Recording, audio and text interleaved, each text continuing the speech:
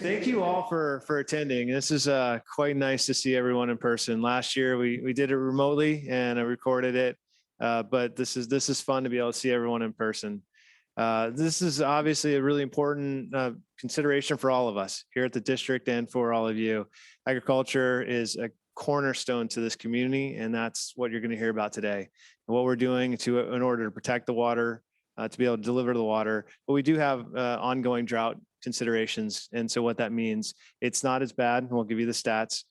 So it should be okay discussion today. Brandon's going to give us a good news, bad news story. So that's the introduction right there. But before I get going, I'd like to take a moment and just introduce our board members. And so I want to say thank you to President Gonzalez Brady for being here, Vice President Brady, Vice President Garcia, and Vice President Wilson. The board members really represent you all and looking out for the community and making sure that we're doing our job on behalf of Temecula, Marietta, and the unincorporated area. So thank you for coming today. So before I get going, let's start with, what are your major questions and make sure we get it accomplished on the agenda today? Well, we'd like an historical update that we stay with the agenda that we've experienced over the years. I think everybody is concerned about availability. Right. Clearly, like to know, what the district's response is going to be to the statewide regulations, and then always particularly is your rate projections. And I would like to know what you guys foresee over the next several years, not just the next two. I know the previous few years we've done 1 and 2 year modeling. It'd be good to know what you guys see 5 years out, so we can position our investments around that. Got it. Does anyone else have any questions before we get going? Any thoughts? Okay. Well, no, I appreciate that. That's perfect. And as the agenda, so we're going to talk about the water availability and some of the considerations in Southern California as a Met purchaser of Met Water. One of the key things is being able to get water up to the northern service area. So we have water to all of our member agencies under Met. Down here, it's a matter of having good, reliable supplies, make sure we're storing it, pulling it out of the ground, but at an affordable price.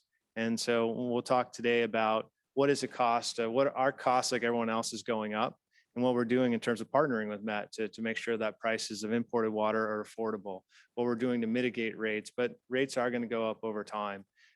In terms of the allocation, one thing I'll talk about when I present is what we're doing specifically on behalf of the agricultural community.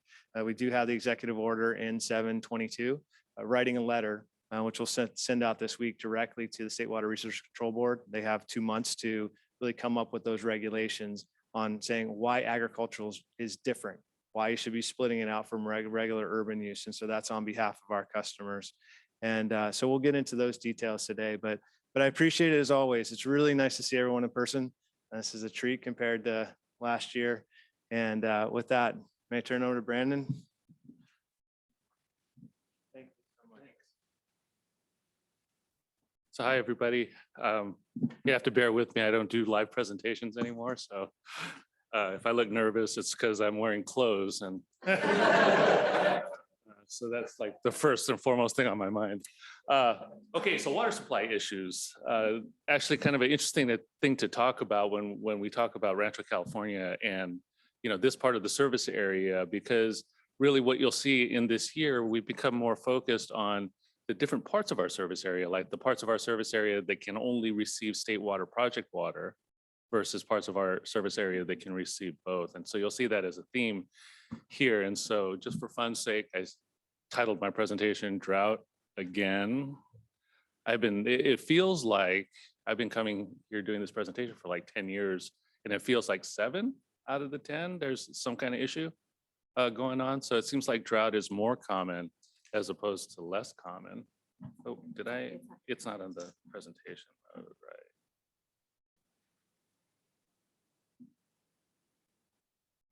right. Perfect, yeah. So here's some interesting things. And most of you know Metropolitan, we're the wholesaler, 5,200 square miles in our service area, 26 member agencies, 38 member board of directors. That all that spiel that I've given over the last 10 years about what we do. But basically, we provide the imported supplemental water supplies and the storage management programs to help manage those water supplies. In general, for our service area, you can see here on this graphic that about 50% of the supplies come locally, and that's including some of the imported supplies from the Los Angeles aqueduct system. So, City of Los Angeles is one of our member agencies. 20% of our supplies come from the Colorado River, and about 30% of our supplies come from the State Water Project. And that's really important to remember, because in terms of quantity, we have a contract with the State Water Project for it's 1.91 million acre feet a year if we were to get 100% allocation on that contract. So it's a huge amount of water that makes up that 30% of water supply. And you'll see some of the swings that we're seeing in the water supplies and how important that is.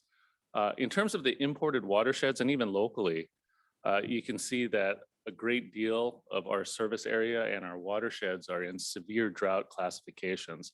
And that's only going to get worse from here on out. As new updates to this come out, the rainy season is pretty much starting to be over, or pretty much over, and it wasn't very good.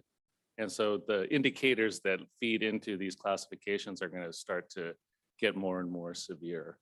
One of the things I wanted to touch on this time around was this concept of runoff, as a water supply, and how important the runoff from the precipitation and the rain and the snow really makes a difference and is really weighing into the issues that we're having today. So there's a fancy little cartoon on water cycle. Evaporation from oceans, lakes, and streams goes into the sky, precipitates out, usually into the mountains, into rivers, and runs off, right? Snow and rain melts, runs off, and then gets back into our surface reservoirs, et cetera, right? And so it's really important, because that runoff is really what is captured and used as water supply. It's not the rain or snow itself. And there's an interesting thing that's been happening over the past, say, decade, maybe even a little longer, is that global average temperatures, and even more important than that, the average temperatures in our watersheds, our pertinent watersheds, has been increasing, right? So whether you believe in climate change, right, this is actual information that it's just getting hotter in those areas, or it has been hotter. Now, the problem is that earlier, hotter seasons leads to vegetation growth. That vegetation ends up using the water that would have ordinarily melted and ran off into the streams and the water supply systems. And so that water is no longer available for water supply. Evaporation increases the hotter it gets. And so some water is being lost to evapotranspiration and not making it into the water supplies. And so in situations where you still have rain and snow, we're not seeing the runoff that gets into the water system. So it's really kind of, I like to talk about it, because people just think, oh, was it wet or was it not wet? And try to gauge whether that's our condition. And it doesn't translate that directly anymore because of that change in temperature. So, so here's an example. This is the Upper Colorado River Basin Snowpack update for this year. And you can see the blue area is the average snowpack buildup. And then you can see it starts to run off and melt off around April. Okay, the orange line is this year's snowpack accumulation. And you can see it's kind of peaked and started to run off a little bit before April. The percent of normal that they measure versus an April 1 is 91% of normal. So pretty close to normal. So we would think, yeah, that's not, that's not so bad.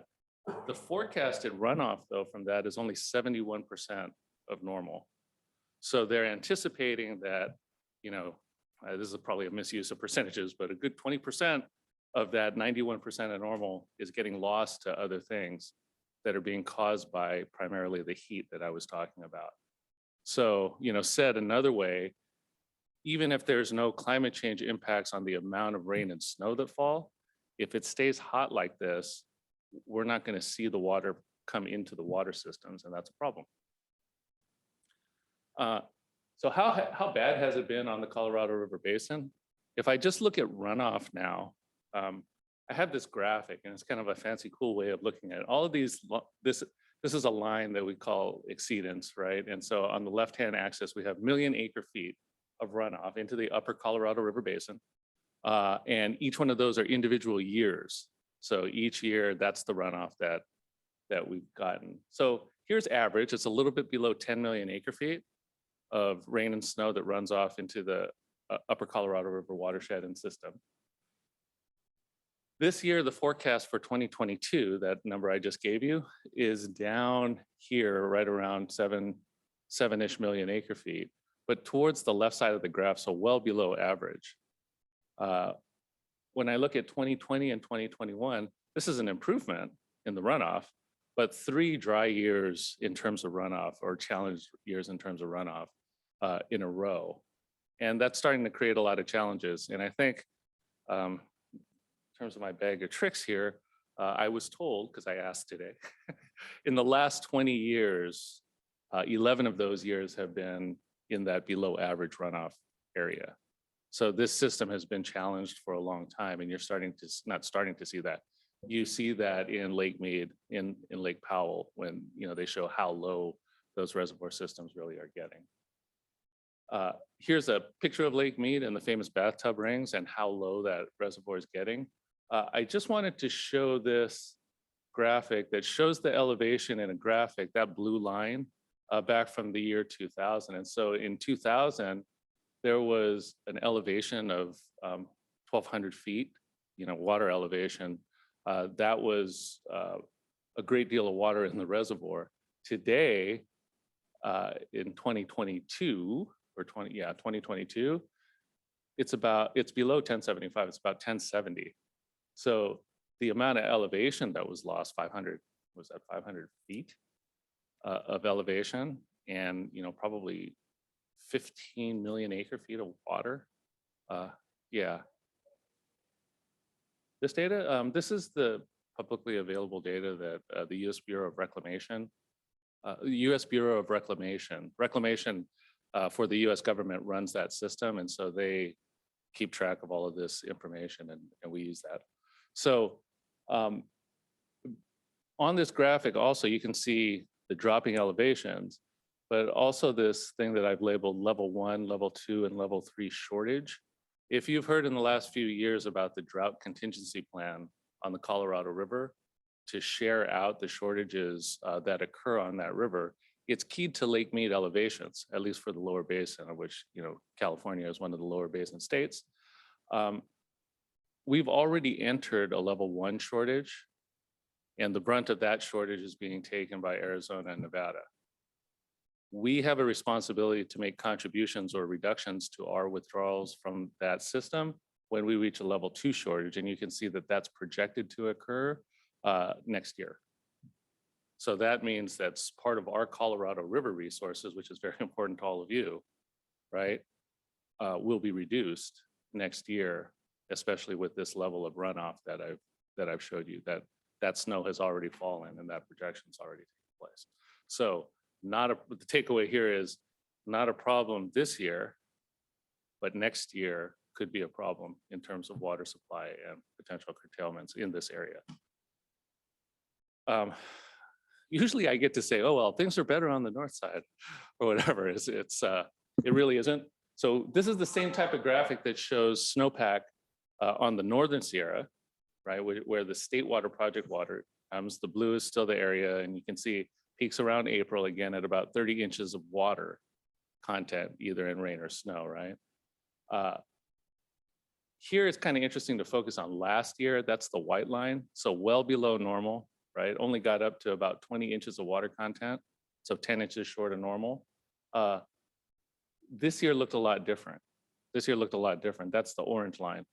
See the steep increase that occurred after a very slow start. So if you follow that along, October, November, December, you don't see an orange line because there was no precipitation. There was no water. Then in December, there were huge storms. If you remember reading or hearing in the paper, it was 170, 168% of normal. It was huge, gigantic storms. And you see the water content and the snowpack shoot up December through January, and then it flattens out and starts decreasing. because nothing fell after that, right? Nothing fell after that. And so we're peaking out here at about 17 inches of total water content where normal is 30. So, you know, that's a little bit more than 50%. And it's all melting and running off, you know, it's all melting fast or disappearing fast. That snowpack is disappearing. So 61% of snowpack is forecasted to produce about 56% of runoff. I just wanted to say or add that last year, it was about, and I'm just going to use round numbers, it was about 75% snowpack and only like 48 or 50% of the runoff. So there was a big loss of that runoff from the measured snowpack. Here, the projections are that there's only going to be, you know, that 5% differential between snowpack and runoff. I don't know about that. I think that might be a little bit optimistic, especially because it's getting hot again, right? They're having heat waves now up and down the state, and right at the wrong time when it comes to the water running off for those reasons that I told you earlier. So I just wanted to put in pictures. This was their last snowpack survey. So they went up, they checked, and in fact, there was no snow. I don't know. I got to find some humor somewhere in all of this stuff. I know. Yeah, exactly. Yeah, they usually do that once a month during the season. And they, you know, normal snow year, they got to get the snowshoes and the packs and have these long things to measure the snow and everything. Not this year, and not a lot recently. This graphic is just kind of interesting because it has a couple of statistics that I wanted to share with you in terms of snowpack, or I mean, in terms of precipitation. And so this is rainfall measured up in Northern California. And you can see blue is normal for a month in terms of precipitation, and orange was this year. Okay, so in October, there was 453% of normal precipitation in Northern California, right? In November, 58% of normal. In December, 144% of normal. It was at this point that we were kind of thinking the pressure is going to be off a little bit here because, so famous last words, I may have said these words, you know, it's just about impossible for it to stay that dry. Like it's never happened in history that, you know, it doesn't snow in January, February, March. I mean, if we have a reasonably dry, we're going to be in pretty good shape because we're at 144% of normal. Then this happens, right? Where I'm thinking 50% of the average rain falls in those months. We got 14% of normal in January, 4% in February, 13% of normal in March, okay? Now here's what I wrote down because I thought that was kind of interesting. So that's 3 inches of total water, total for the 3 wettest months historically of the year. It was the driest 3-month period tied to a year in history. Before that was 2013, and there was 5.8 inches. So right there you have 3 inches. It's 5.8 was the driest that had ever been seen before. So it was a good 50% lower than ever occurred in history. So, you know, so here I am going, you know, this would never happen. And it never happened until now, of course. And so I looked a little bit more into, it wasn't so dry month by month. There's been drier. So it was like January was the 8th driest January. February was pretty dry. It was the 2nd driest February in history. And March was the 5th, right? But so it didn't seem that dry, and it could be much drier than that. But in total for those 3 months in an actual year, it's the record. It's the record. It's never been that dry in a year in consecutive months. And that is devastating actually for that system, because that means all of those issues about runoff, water, everything, it's not going to be there. There is 17% of the annual precipitation that's left for April, May, June. But you can see even on average, it's not that much water when you look at it in raw inches. And so, you know, it's pretty much over, I guess. And maybe that's what I need to say just so it'll rain. But it's pretty much over at this point in terms of rainfall season and expectation for that system. Yeah, well, and again, yeah, exactly. Bad news and good news. You're in this area where this is going to affect you much less this year. you know, we have terms in our industry, right? Awesome April, that's not happening. It doesn't seem like it's going to happen. And then, you know, Miracle March obviously didn't happen. And so May, I guess the old joke is there'll be no pilgrims, right? April showers bring May flowers. No. So it's pretty much done. And that's bad news. So again, on terms of the graphics, this is also the lowest consecutive 3-year runoff that we've seen in Northern California as well. So after that December snow, January 2022 was going to be above average, right? And that's where all of my confidence was coming from in talking about it. As it dried up, that projection went all the way down to here. And that was 2022. And worse than that, it's coming on the heels again of 2020 and 2021. And 2021, in terms of runoff, was even worse than this year. So even with that record dry January, February, March, this is still going to be better than it was last year, where a lot of that runoff disappeared, right? Like I was saying, a lot of the runoff disappeared, but hopefully that doesn't happen this year, because you know this is just barely going to get us by and not even really get us by from here. So a lot of stuff you're probably hearing about on the state. Our state water project allocation was at 5%. Actually, it was at 0% in December after the snow went up to 15%, and now has been reduced back to 5%. And that's unprecedented, that much water disappeared in those forecasts. And you saw how far that runoff forecast dropped, 15% to 5%. So we're only expecting less than 100,000 acre feet of table A allocation from that state water contract. Along with that, though, the state is making available what they call health and safety related supplies.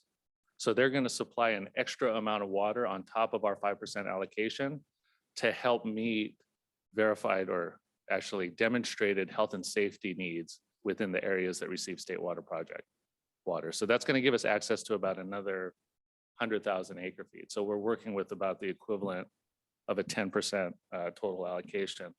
The state board has helped with this problem in terms of relaxing some of the standards within the Delta and allocating that water to this health and safety need. There's some physical things going on like rock barriers in the Delta to help with salinity. And then there's this executive order that came out last week, right? And I think, you know, and feel free to ask questions about that. But essentially, this is a statewide problem from the governor's perspective, and he's ordering mandatory conservation efforts be put in around the state, you know, kind of regardless of whether or not you're being directly affected, and that, you know, that impacts you. And I would have questions about that too if I were you. But that's what was happening. You know, he's asking everybody to mandatorily implement savings of up to 20% or more in your service areas, regardless of whether or not you have a water supply shortage. So we do have this area called the State Water Project Dependent Area. And think of it as a part of our service area that can't get Colorado River water. Okay, so your area can get both Colorado River water and State Water Project water.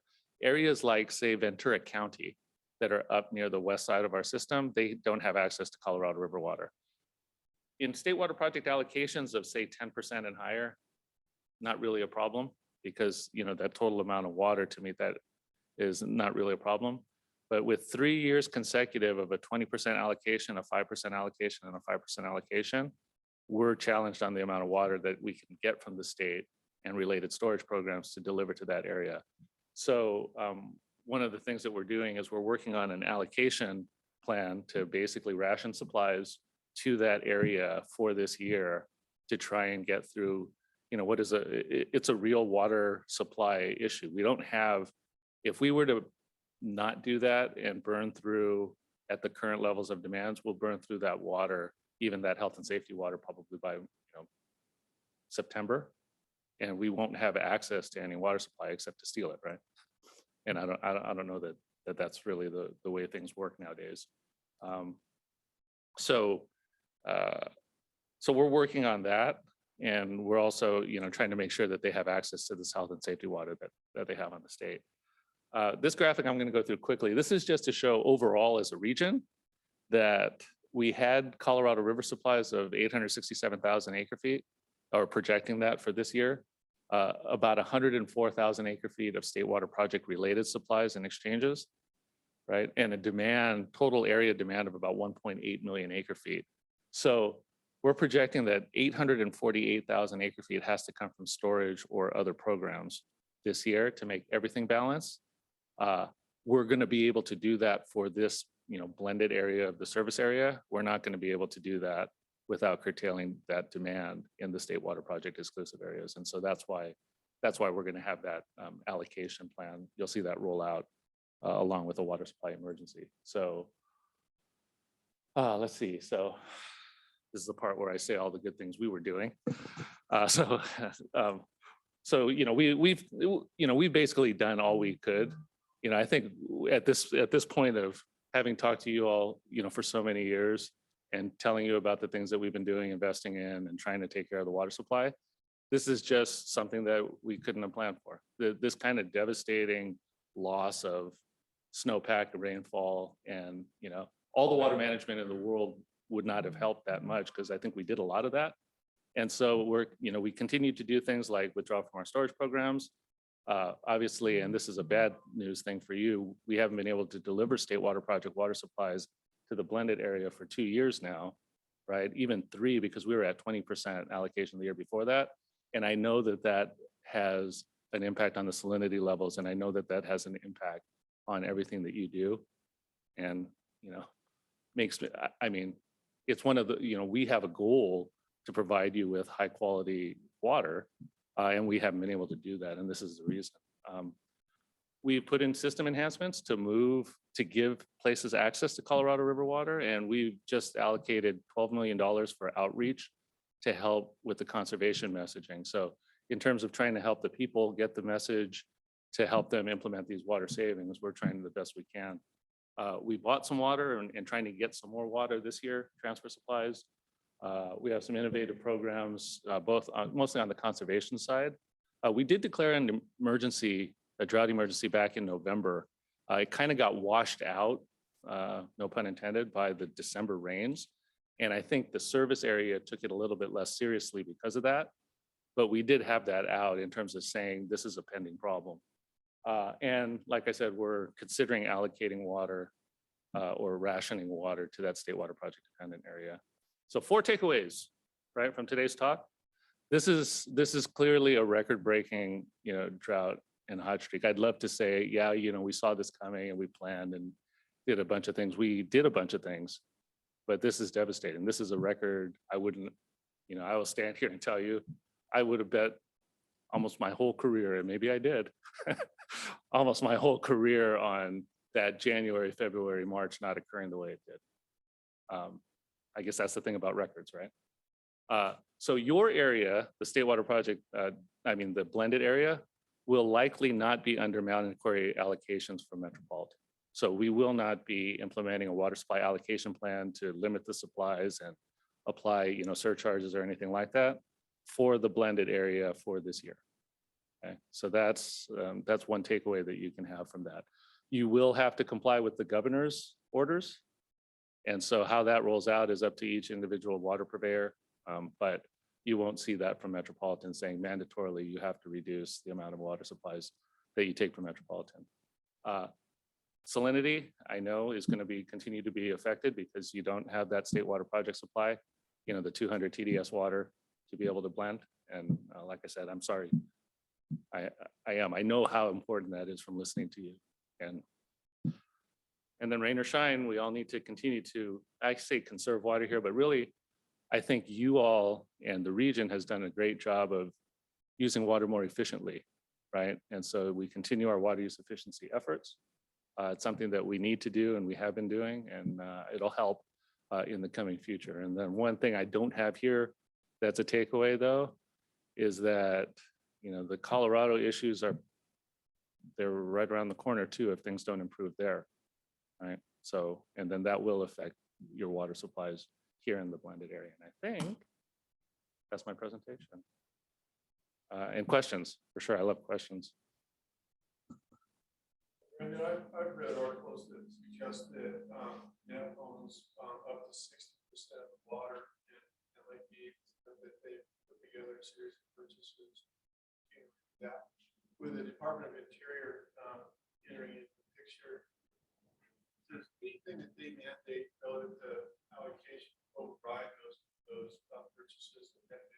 It shouldn't, because, and especially on the Colorado River, that has essentially or historically been more of a law of the river, state, federal to state allocations of water, and more, it follows more legal guidelines as to how they distribute that.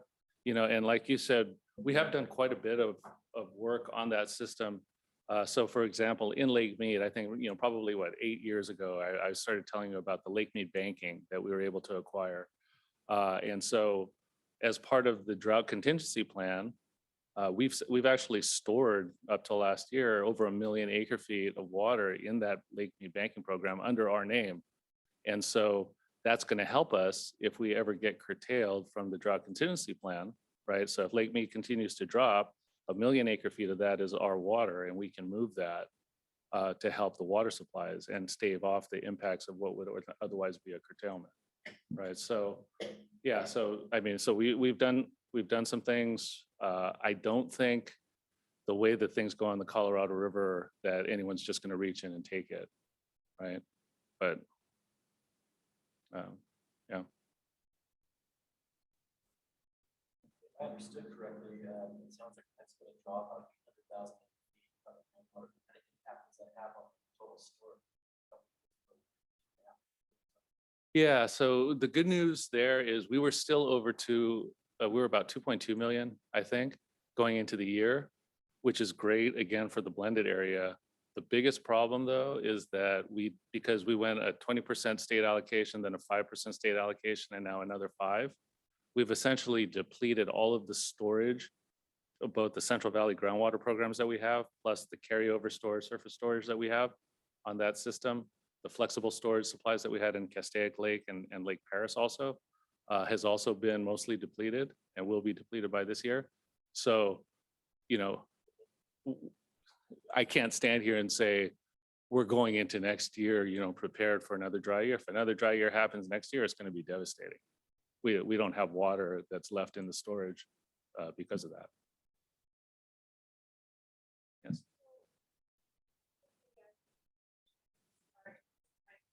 Oh, welcome. Okay.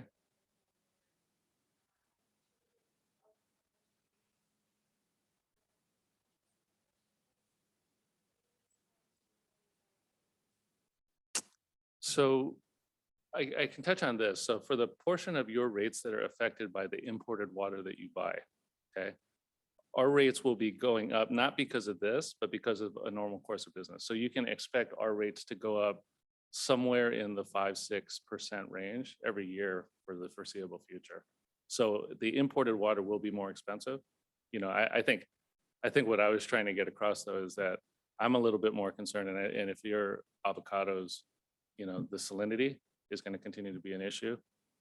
And, if things don't turn around a little bit on the Colorado side too, supply availability will start to become an issue, a few years out. So. Mm-hmm. Mm-hmm. Yeah.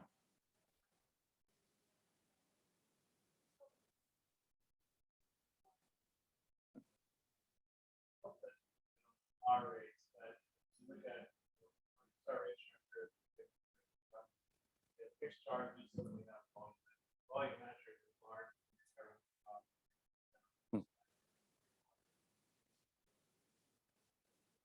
5-6%. Not really will drive. That's respect, most of their revenues are volume. Managed drop, whether regular conservation or higher conservation, they're 1.3 acres down, it's denominator going down. They've got more pressure. And so that is the reality we're working on. I think I've looked at those more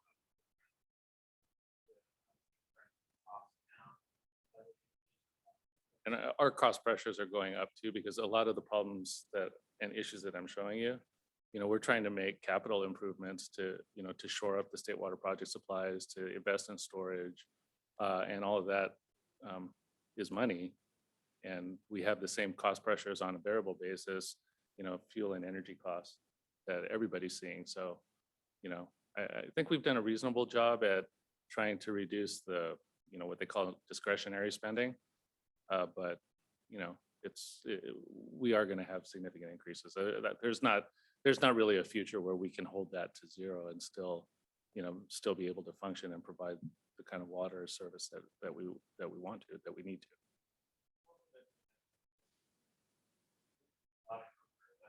They are doing a lot to try to balance. So it's critical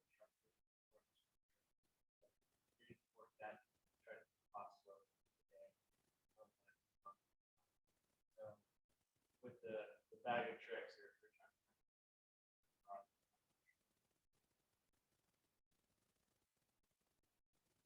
Well, thank you, and hope to see you next year.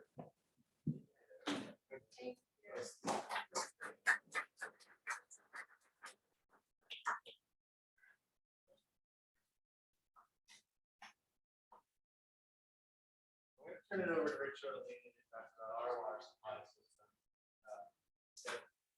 We do about a quarter of our supplies come locally and have kind of run off cover and so Rich is trying to maximize what we can do. It's also looking at building out our groundwater program, tap water, travel by here, allow us to maximize.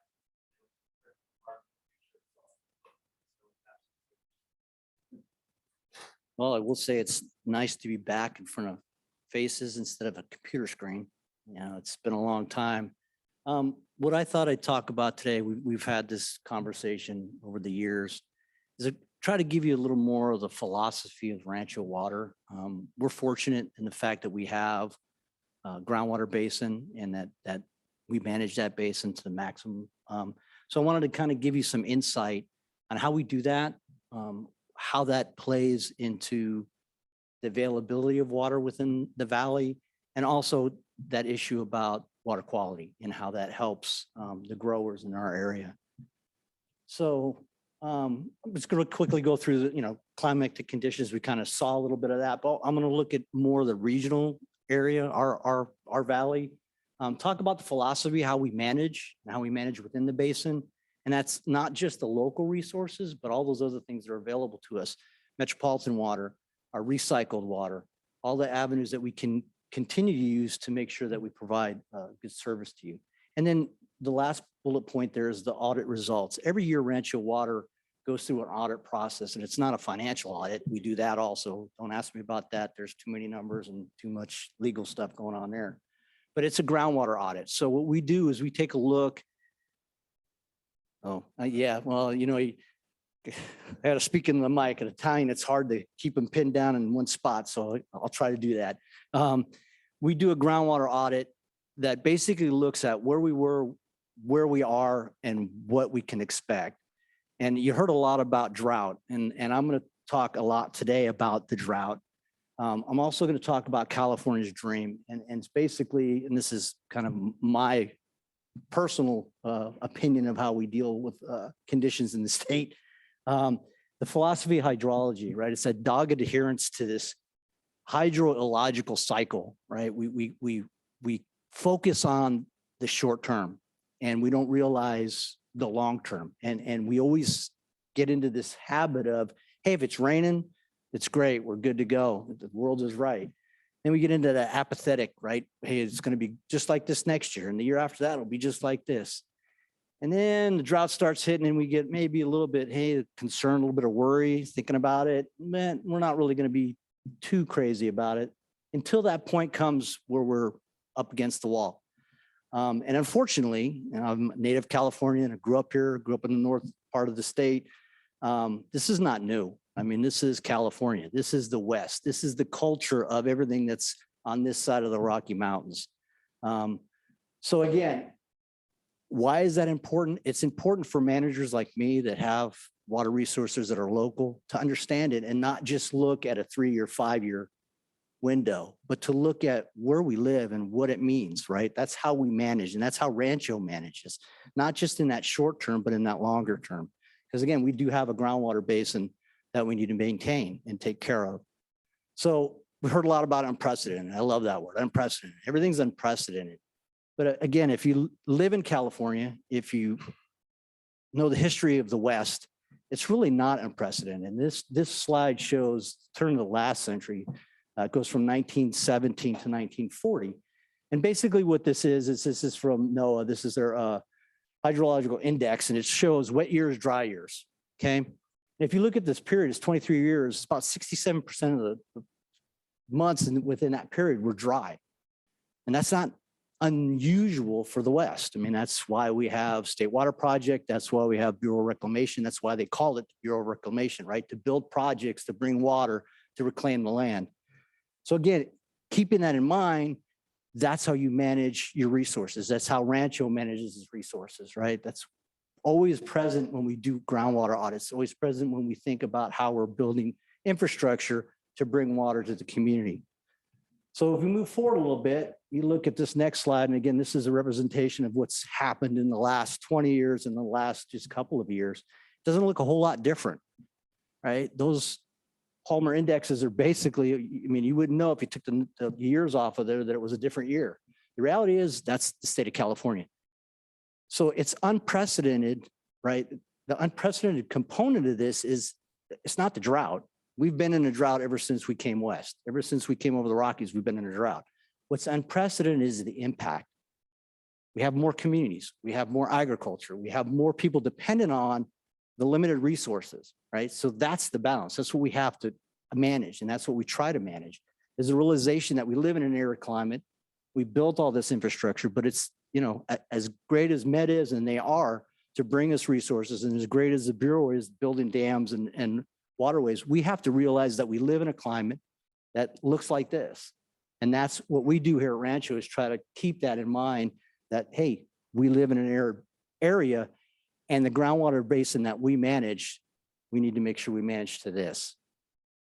So we talked a little bit about what's coming. You all saw it. We're dry. We're going to be dry. These are the indices that we, you know, take a look at and kind of monitor the climatic conditions. Again, you've already seen this. NOAA's projecting that basically our wet period was below normal, and maybe moving into our not wet period, it's going to be normal. Well, that doesn't really help us because as you saw in Brandon's slide, we're kind of out of our wet season. So let's talk about our basin. Let's talk about the local. Water year for last year, and again, water years from October to September. And we keep track of this. This is what we crunch into our groundwater audit, the historical water years and rain events, and then also what's current and what could be future. So if you look at last year, and again, this is a busy slide, and we'll say that Met's graphics are a whole lot cooler than Rancho's graphics, but we do our best. There's a lot of information on here. The blue is a total cumulative rainfall over time, over the season. And then if you see the orange there, it's the current condition. And then the red is the current monthly rainflow, and the white line shows month to month. So there's a lot on the slide, but it's a lot of good information. Basically, the takeaway is last water year, we're basically 47% of normal within the valley. Okay, so that's a critically dry year for us. Move over to this year, and again, much like Brandon's slide from Met, we had nothing, and then we had, you know, everybody got really happy because it rained, and it rained hard, and it was good. And again, if we looked at this slide, you know, at December, 118%, 120% are normal.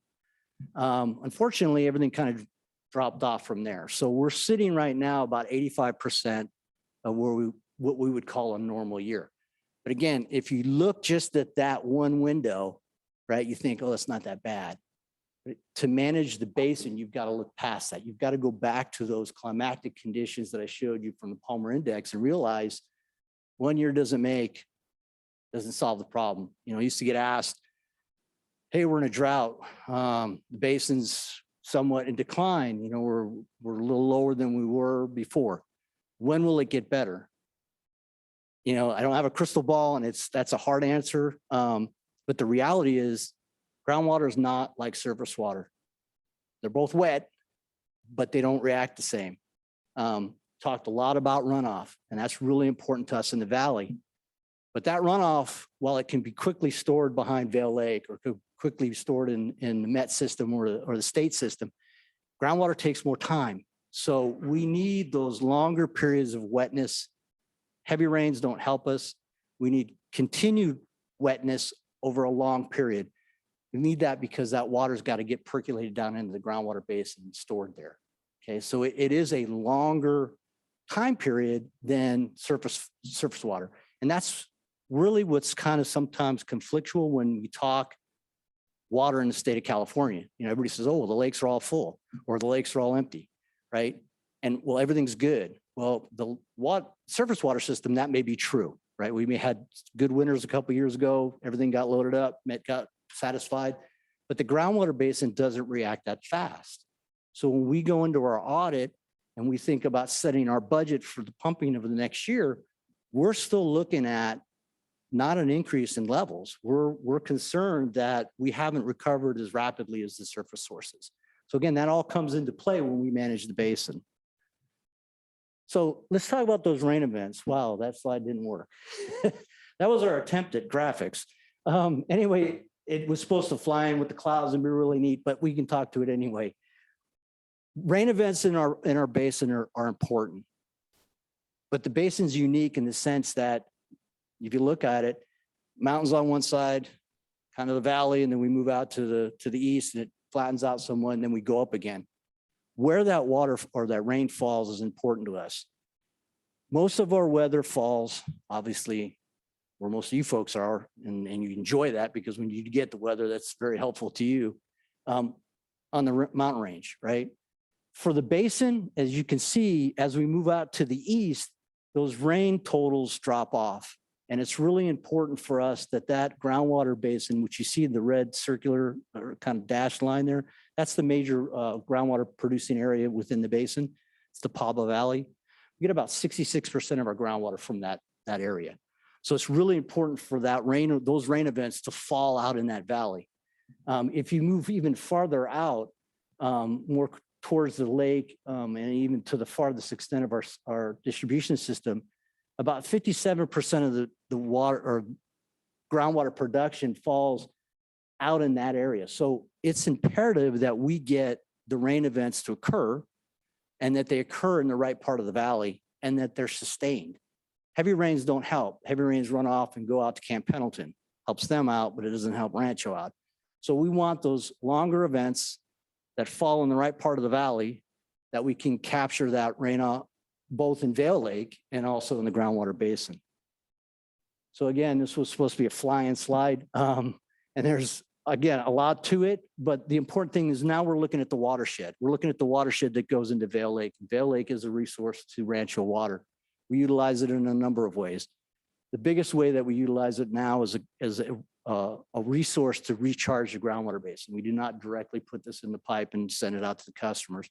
This gets recharged into the basin, and we leverage the lake at times when Met's not available or the cost of Met for recharge is a little more than we would want to pay. So the big slide on the top shows you the lake levels from about 2011 to current. Then you can see that trend, right? There's 12,000 acre feet of loss there. Now that 12,000 acre feet was actually 12,000 acre feet, give or take, of what we put into the basin. We recharge that water into the groundwater basin. And then you can see for our area, because of the rain events and the watershed itself, how it reacts. Since the time of 2016, there's not been enough consistency and long rain events where that lake will recover. The lake, like it says, we do leverage it, and it is a great resource. We also have had conversation of when and if we ever get in a situation where there's excess water, that maybe we push water into the lake and store it there for later use for us within the basin. But it is another tool that we have to manage our groundwater and our pumping within the groundwater basin. So let's look at the groundwater and the results of the audit. It's kind of a simple graphic of what's going on in the Pablo Valley. And basically there's a set of wells that we have from starting out going through the valley. We have a conjunctive use upper VDC recharge basin where we take raw Metropolitan water, put it in the basin, and then it percolates into the groundwater, and then we pump that, extract that back out and put it in the system. And again, we have combined wells. There's really 3 areas of water that we get within the Pablo Valley. There's a shallower aquifer called the Paba Aquifer, and then a deeper aquifer, which is a Temecula. And we leverage both of those aquifers to try to manage the basin. But again, most of the production is out in that area. 66% of the water that we get native is from that area. So talked about how we try to manage and what goes into the audit. This slide represents, kind of encompasses everything that we try to consider when we go to audit. And again, audit is related to managing the basin. We take a look at the long-term trends and then also the short-term trends. And then what we do is we adjust our pumping or our audit numbers, the amount of water we're going to extract from the basin based on these hydraulic conditions. So obviously the slide that's in the back with the green and the gold is that Palmer index. The blue line represents the groundwater level over time. And then the red dotted line there represents Rancho's reaction to those different climatic conditions and then how the basin's reacting. So you can see, you know, on the left side of the slide there, there was a lot of wet conditions, so production went up, right? As those conditions get into drought, you can see that it's always a lag, so you're always going to be about a year behind of what the most current weather condition is. You can see Rancho reacting to those drier conditions by cutting our production numbers. That cut usually means that we're relying on imported sources to make up the difference. And then as you move forward, you get a period of time there where the line flattens out and everything looks pretty good. That's when we did have weather that was dry and wet, right? And then finally, where we see the long-term effects of the last 12 years, a consistent over time drought, you can see the basin level in somewhat of a reduction, and then also the pumping out of that basin. So what's the long and the short? The long and the short is that we're managing the basin based on the actual conditions within it. How does that relate to what we put into the system? As we cut our local production, obviously we rely on other resources to make up the difference. Usually that's Metropolitan water. Some good news. This is showing both. We talked about those two aquifer systems, the Paba aquifer, which is the shallower aquifer, and then the Temecula. The upper dotted graph is the hydrograph for that upper aquifer. It's showing that decline from 2011 to about 2015. It shows a flattening period. And then as you see on the far right of that, you start seeing that line go up. What that's telling us is that we've managed the basin, we stopped the decline, we've got it flattened out, and then we've got in a period of recovery. That's what we want to do. That's what we want to consistently do. It's going to be a little bit challenging because, as you saw on the hydrographs and all the stuff from NOAA, we're not going to get weather, and it doesn't look like we're going to get, you know, another wet season. So what that means for us is in the next year's audit, we'll consider that also and see where we are, and we'll have to adjust our pumping. If you look at the black line on the bottom, that's the Temecula aquifer. And the difference between the aquifers, the upper one is unconfined, which means it reacts more quickly to rain events. It gets recharged quickly. The lower one is, if you think about it, it's our long-term bank, right? We tap that when it recharges a little slower, but it's like a savings account. So that shows the same trend. You have a trending, it's a little flatter. You lose a little bit there from about 15 to about 17, and then a recovery. What am I telling you? We're actively managing our resources within the Paba Valley, which is good for all of us. And that's the idea. So let's talk a little bit about the conjunctive use. This is a very unique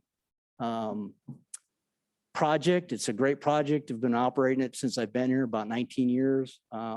Very intimately involved in it. I like it. Basically what it is if you go all the way out into the Pablo Valley, we have our upper VDC. We take raw Metropolitan water, we discharge it out into the basins. That water percolates down into the groundwater basin, and then we extract it and put it into the system. It's like I said, a very dynamic system. It's fairly high tuned right now. I love this slide because it kind of shows our understanding of how to operate this system and how we've gotten more efficient over time with extraction. and not putting as much water in, but getting more water out. So our recovery efficiency has gotten better and better over time. If you see the blue line there, that's basically the water that we were able to recapture out of the system. The red line is that raw water, Metropolitan water. And then the graphs on the bottom just represent where we're getting, what wells we're getting that water out of. If you notice from about 2011 forward, you see the lines kind of split. What that's telling us is that we are becoming more efficient in how we operate the system. We put water in the proper place that we can extract it more effectively, more efficiently. And what that means is it drops costs, right? We're getting more of that water back, putting it in the system, which again reduces the cost, provides a better quality water to the system. So all in all, I'll wrap it up with what our last audit was. Basically for the native, so that's the groundwater basin, we're going to do about 15,000 acre feet or 27% of our overall take. From the native, we do have that import recharge, which is that conjunctive use, upper VDC, it's about 14,000 acre feet. We did get in contract with Matt to do cyclic storage. Basically, we bought, when times were better, some additional water, put it in the groundwater basin as a bank, and then we're going to extract it at a later time. That's what that cyclic represents, about 2,000 acre feet. So your total groundwater take is going to be about 31, almost 32,000 acre feet, or about 56% of the production. That's good. I mean, times are hard, right? Reaching deep down in the pockets looking for change, and that's a pretty good number for considering where we're at right now in the state of California. So that's kind of a long and short. I know it's pretty quick. Again, I talk real fast, but that's how we roll. If you have any questions, be more than happy to answer, but that's how we manage your basin. Good. Said it all then. Thank you.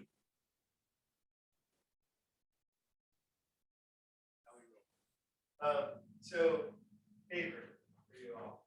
What's kind of special about this? I know that these days we're all struggling to figure out where water is the market.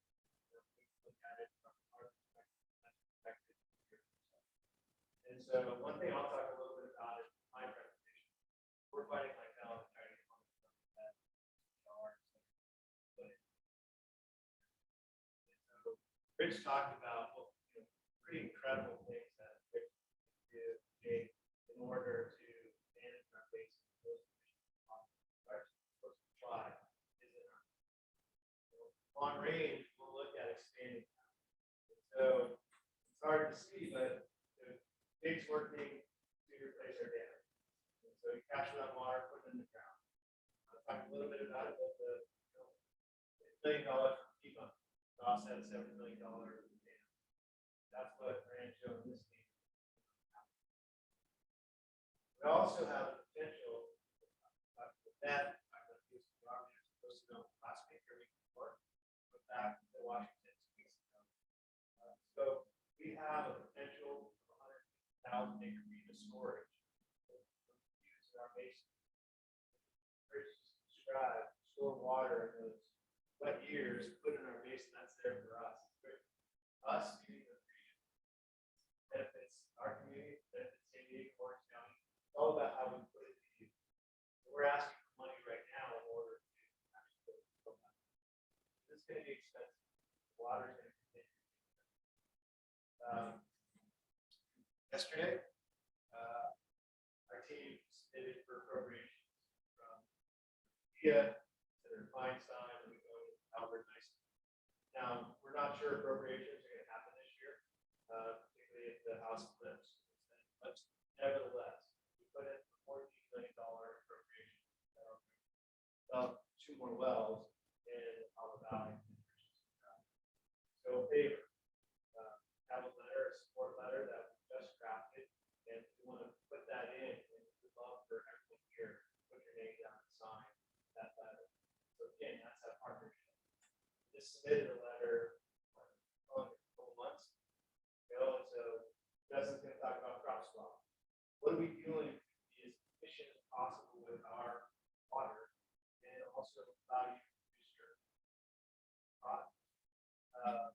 Crop swap is a phenomenal program that we'll talk about. All have participated. We sent a little thank you letter to the USDR. It said, thank you for the partnership. Why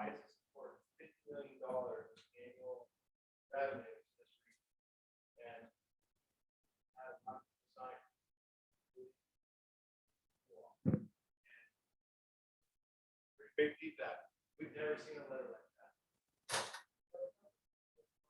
I don't think it's blowing smoke, but I still appreciate hearing it. And so really nice gesture. So that again, we're fighting, we're trying, as we can, partnering with that, and really appreciate that partnership. But at the end, we'll have the letter here doing for may or may not go for.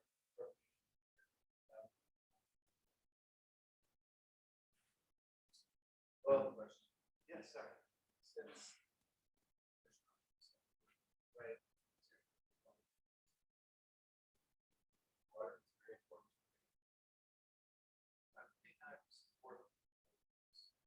When I look at the groups like county, where they have on wells that are owned by individuals, a lot of water. Why are we not to help alleviate?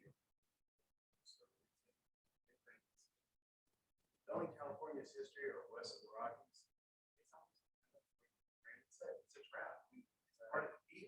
Right. Putting that to the roof is more water, simple mathematics. Yeah, and so let me speak on a global basis in terms of groundwater storage. So our reservoirs, 40 to 40,000 acres. It's hot here. Now, good evaporation is lower levels than 3,000 acres. Put in the ground, that preserves that water. So thus the reason for saying this is the next step. And we have real support. So I met with USBR, Robert at ISA, EPA, they're all very supportive. There's a lot of money right now for the IIJA. There's still hope. And so that's what we're doing. We're advocating for wide place storage, maintenance, those are the top priorities. The other consideration is switching from resources to billions and how good is our we have we're getting to that mission with holders. Fortunately, there's a line break on the chest. That's just the nature of the water system, the nature of any water system. And so we need that system. So historically, repair and replacement money hasn't been there. How we build it the first time, but once you build it, that's different this go around. That's what we're also looking at in terms of trying to ask for money for replacement. That's a big system. So I think that's one thing that's like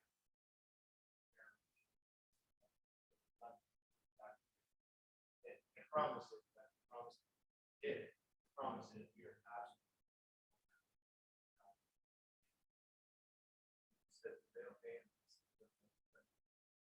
It's $70 million projected, $50 million per season. Construction prices are really boiling over with sales. Significant increase in the price. Won't be in construction.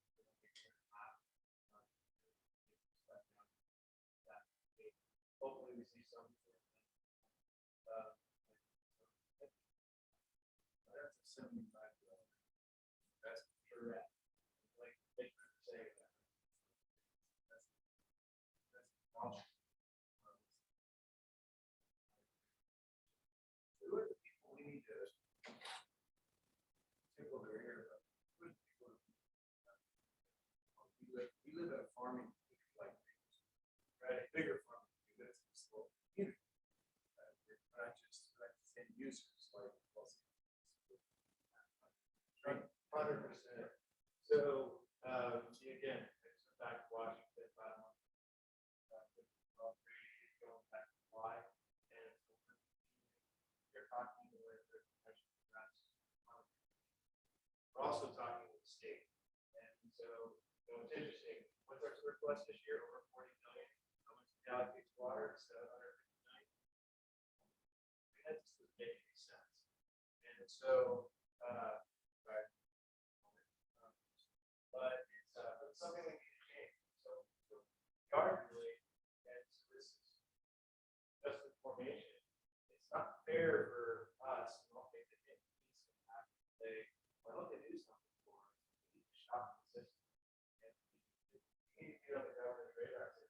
think, you know, you can't serve your way out of it. Yes, it's a critical tool, but you can't. And so we are working with general managers across the state. Look at how to improve that. San Jose, CCWD, some Costa yesterday, and so it's a statewide effort to try and shot in the system. We really need.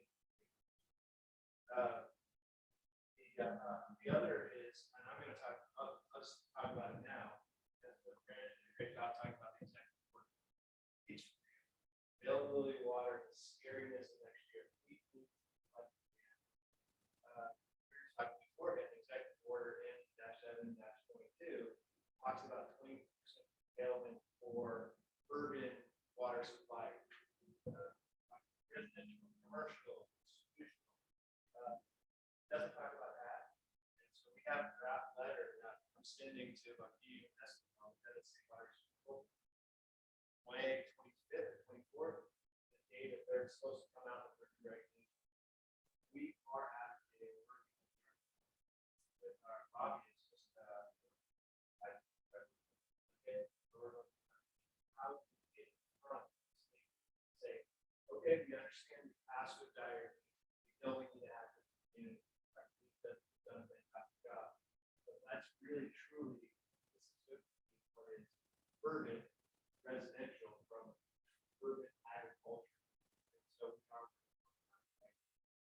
again another commitment. Got another garden. Now it's another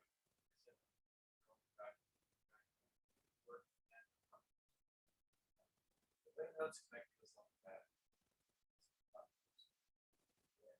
they know they also like our wine. And I remember their maybe I like the pub. They definitely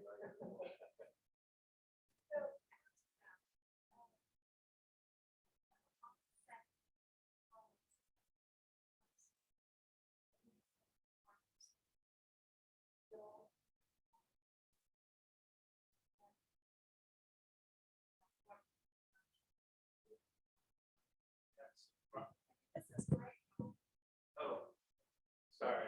So the question is, can we as an agency, thank you, Jason, I violated my own rule, sorry, Rich. So the question is, can we help subsidize local farmers for drilling wells? The truth is that way we look at it is we look at it as a basin management. And so we look at the basin in total. So our investment is really on the basin in total. It doesn't take away an individual's right to drill a well where you have that right, but we're going to be looking and putting our finite resources is really what it is into the total basin management.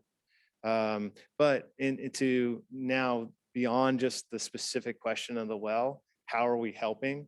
Well, that's, again, crop swap and some of the other programs that we have by helping to make investments. We received $3 million from USBR, and Justin's going to say, no, I got another 10 million. He's getting money all the time, but using that money to help this community and the agricultural customers beyond just straight subsidies or straight money infused, it's also technology. And so Jason's our director of administration. We're looking at, we have My Water Tracker. And so we provide salinity and other and water supply levels. So that's information that we want to provide to you. And the question that Jason and I were just talking about is, can we expand that? So we're going to look at it, additional technologies, additional information, data from NASA. It's kind of, we think big, it's a wish list item, but we're really going to work on trying to figure out how we can continue to support so we can look at what the conditions are going to be upcoming and really provide that to the growers who really could use the information. Again, so we do a lot of brainstorming, so consider that a brainstorm versus a commitment, a promise, but those are the things that we sit upstairs and pencil out to see how we might be able to make that work. So again, there's basin management, direct money, and then also the technology and other support items that really are intended to help you all. Yes, sir. Hey. Ron, you might want to clarify your well drilling comment. Yeah, so if we have the agency agreement, and Rich, if you could help me on this one as well. So we have agency agreements where you basically, those that sign into them, but most of our service area, you're basically providing us with the right. Others like, as groundwater rights still need water, tap water, dispersed by adding. Is there anything else I should be adding? Where you drill that well. If it's okay, I'll drill. I don't mind.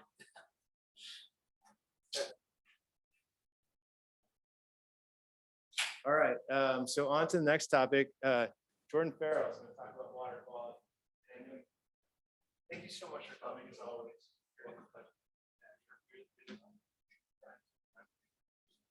Thank you. Hello, everybody. Sound okay? All right, so I'm Jordan Farrell, I'm the water quality supervisor here at Rancho. And before I came to the meeting, I was feeling pretty good, pretty pumped, pretty energetic. Not gonna lie, after hearing Brandon and some of Rich's updates, I'm feeling kind of down and depressed. I mean, kind of some pretty bleak. But good news is though, if you've seen the packet on the agenda, I have about 3 slides to cover, taking about 2 minutes to go through it all. So it's gonna be a nice, quick presentation to give you guys. So I'm gonna cover our TDS and chloride monitoring plan, as well as the recent results and what you can expect for the rest of the calendar years to date. So what we do is every 2 weeks, we go out, staff samples our system for TDS and chlorides. We take 10 samples throughout the system in 10 different pressure zones, have it sent to a lab for analysis. And when we see the results, we put it to a website for you guys to review at ranchowater.com in the water quality section. So looking at the TDS slide at first, you can see a snapshot of the previous 2 years and calendar year to date. And as you can see, there's a direct inverse relationship between the state water project water and the TDS levels. And so obviously water from Northern California is of better quality than Colorado River water. So the lower percent we get from up north, the higher TDS is. And then to echo what Brandon was saying, the future looks pretty grim. So you can expect to see the high TDS and chloride levels in the foreseeable future. So calendar year to date, the blue bars represent our groundwater well averages. The red bars is the metropolitan import waters. And the green bars represent the system blend we have in our system. So the State Water Board recommends that we keep our TDS levels below 500 milligrams per liter. As you can see right now to date, we're at 525, which is above the recommendation. But they do also allow and say it's acceptable to have up to 1,000 milligrams per liter. So while it's recommended and prefer to have lower levels, we still are within the regulations for State Title 22 drinking water. So moving on to chlorides, again, same thing, different constituent, same relationship with the state water project water. So where we're at now, calendar year to date, the well water is 85 milligrams per liter, the met water is 100 milligrams per liter, and the blend is 115. So now I get it doesn't make sense to where the system blend has an average that's higher than the met water and the well water. That's because we treat our water with sodium hypochlorite. And so we take salt and generate chlorine on site. So the salt eventually degrades into the system, which equates to the higher chloride levels in the system, as opposed to our groundwater, raw water data. And then in summary, as promised, where we're at now, we got a 0% allocation going to Skinner. Skinner effluent is around 20% right now, but that's going to be down to 0% in the next few weeks, I was told. It'll be at 0% for the foreseeable future. So obviously that's going to lead to elevated levels of TDS and chlorides in our system. And for further updates, you can always go to our website, water quality section, to see our up-to-date water quality information and all of our metropolitan import flows on a daily basis. Yes, sir. January, the website showed chloride levels exceeding 100 parts per million. What was going on? So that in that time was probably, without saying the actual results per site. So this is a blend of the entire year. So we're at now is 115 for the system blend. Last year was at 105. So we only, right now we have more of our well water and a higher chlorine that we're dosing to the system, which leads to higher chloride levels in the system. As the summer months come along, higher demand comes along, we import more met water, which means we turn our free chlorine, kind of confusing, our free chlorine dosing down. So it's less levels of chloride going into the system. So in January, we pretty much had no met water coming in. We're all groundwater. So high levels of disinfection using the chloride salt to do that.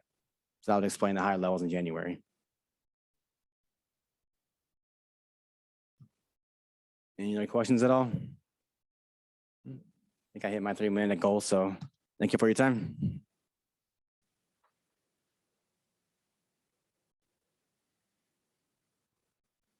Oh, are you next, Rob? I didn't look at the, okay.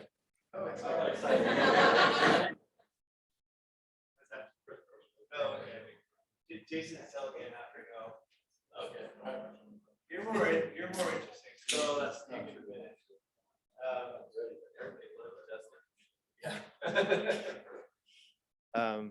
So I've in many ways already spoken through my slides, except for the question of costs. And so our rates, we did a 218 last year.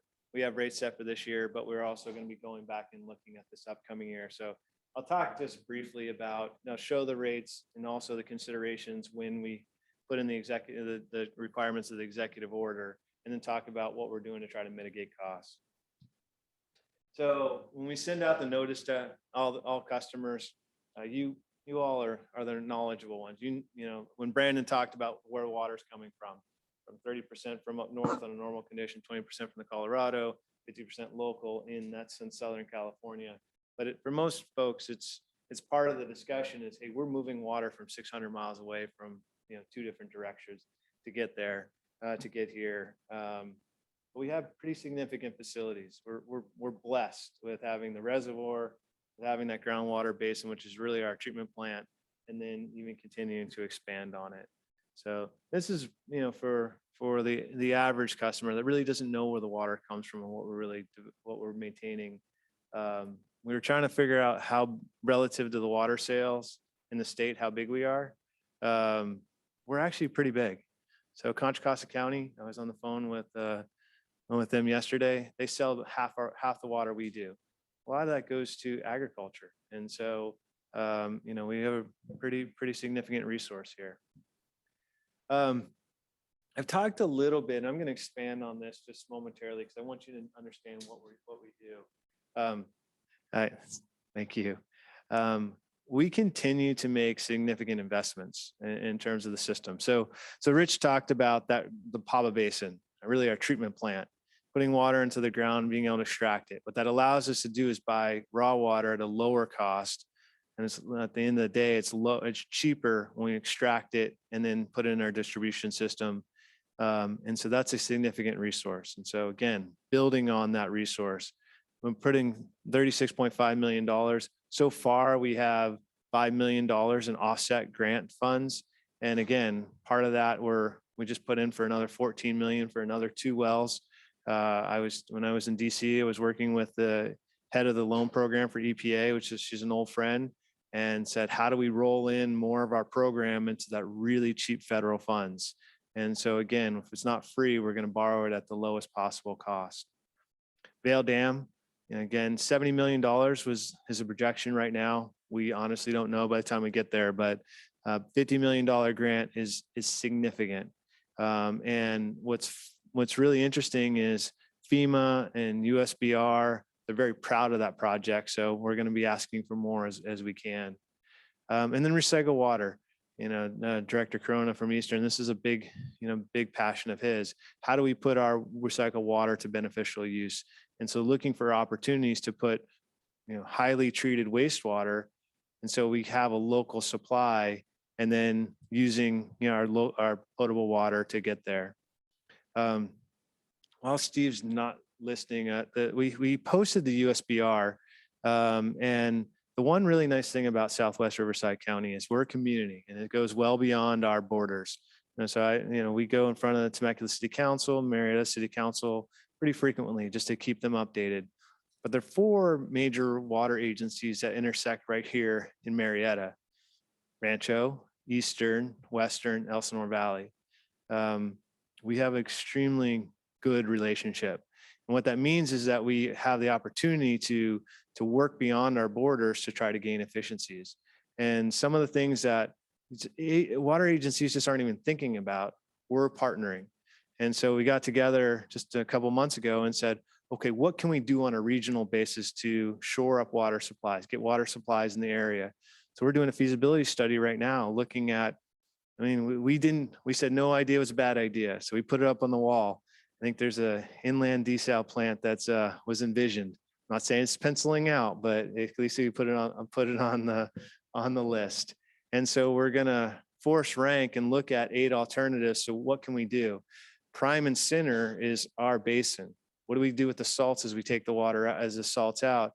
Potentially building a brine line to Fallbrook and taking advantage of their excess capacity all the way out to Oceanside. So those are the things that we're trying to think big. And while there's still money, so 5 years potentially with IIJ money, really going for it.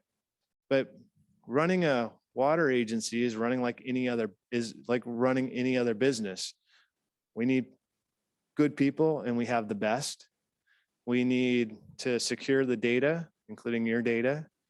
And we need to be able to make smart decisions and be efficient with money. And so one of the things that when Rich talked about the groundwater basin, our energy costs have been skyrocketing.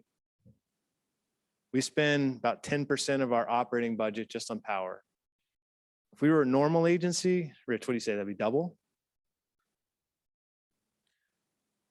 Our costs of energy, because of efficiencies, because of what our staff investment, we keep those costs in half. That's a direct translation to the end customers. I have a couple, but this is what we really want to show you in terms of what we're doing. And I know it's hard to see. We're working with the California Energy Commission right now to look at power costs for water, wastewater agencies. We have a major energy crisis in the state of California, and no one really wants to talk about it, but we have to talk about it. There's 6,000 gigawatts of energy that goes off in 2024. We have a problem now, blackouts. What's going to happen in 2024? So in the water, wastewater sector, maybe 10% of the energy in the state. Well, what happens if we could, like when you drive up, you see our solar panels. If we could move our energy demand into the non-peak time when we're generating those renewables, and then giving us a little bit of capacity so that when you're home cooking dinner, watching TV, charging your car, we have a little more capacity. Well, 3 years ago, Edison called and said, we're in dire straits. I love this story. And can you get off the power grid? We're gonna have to shut off power to Temecula and Marietta. And so Rich said, yeah, I can do that. I'll pump up the hill during the day and let it drain at night. Well, for that nice gesture, for 3 days, we got charged an extra $42,000 because we had to run 4 pumps at our big pump stations versus 2. Great job. So, I being me, not knowing not to ask, I went straight to the California Energy Commission. I said, do you have a problem? Can we solve it? And so, it's always top down. So we don't want top down. You don't know how to run a water utility. Our first requirement is public health and safety, getting you water. We're environmentalists, there's no question, but energy is, after water quality, demands, et cetera. So we have a process right now. We have the 20 largest water agencies and wastewater agencies in the state. And the goal is to get a little bit of relief and change the tariff structure that makes more sense for a water wastewater agency. So that's little Rancho leading that on behalf of the entire state. The 4 agencies, cybersecurity. I made a joke to EPA when I was there, and I'm not funny, but I try, so I'll just say that. And I said, if the little hamlet of New York City can't defend itself, how can we possibly do it? And so we're now looking at a consortium that we could basically, Jason is brilliant when it comes to IT, and Pat just passed the certification, so he's cybersecurity certified.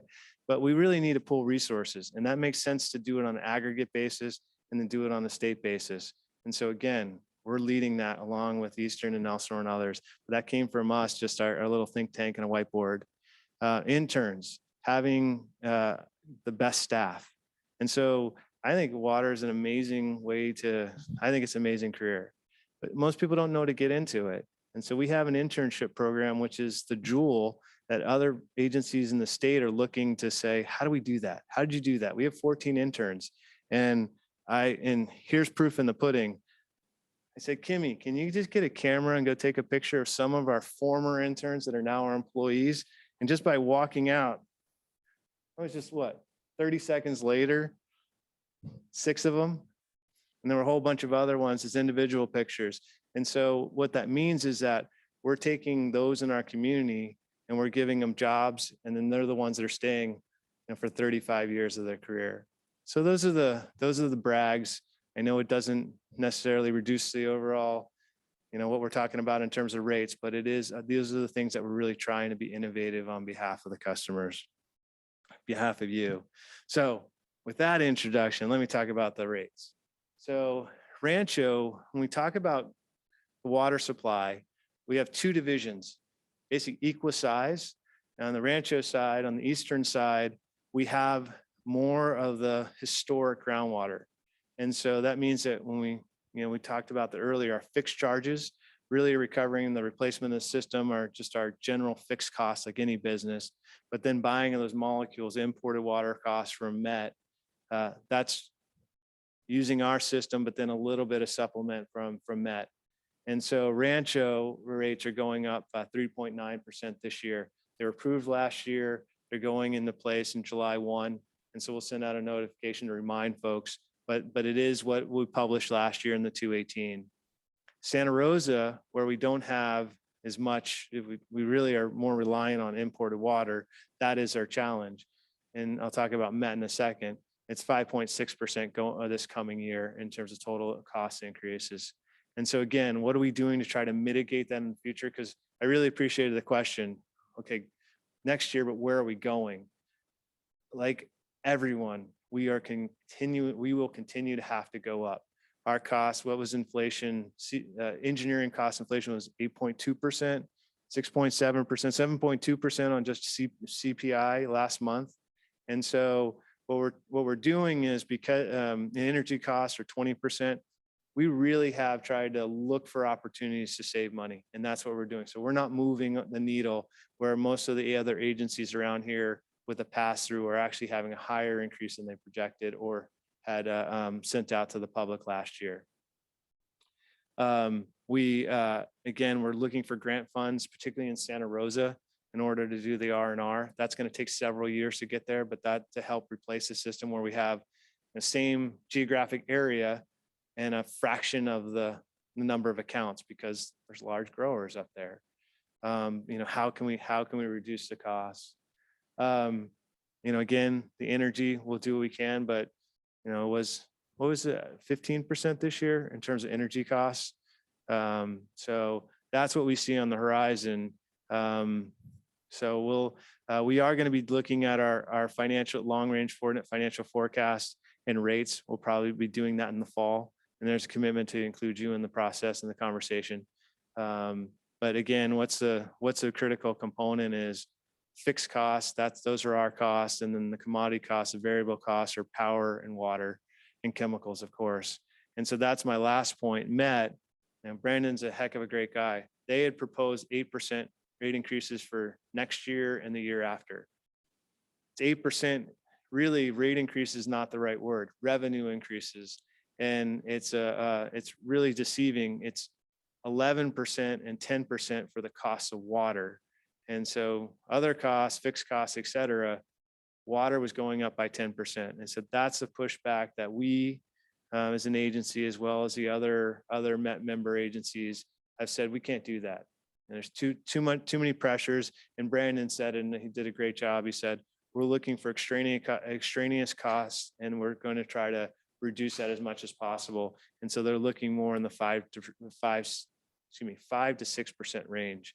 And so I think that's a pretty healthy, a reasonable guess at this point. So there's a little bit of relief coming. That will affect us next year. We're not changing our rates, even though our costs went up at a higher clip than we anticipated. We're still going forward with the rates as we adopted them last year, which is what you should expect. Yeah. Calculate the economic benefit of the groundwater to the rates. Instead of 31,000 acre feet that's extracted, or do you use 12,000 acre feet of dated groundwater? So the question is, how do we take into account the economics of the groundwater basin?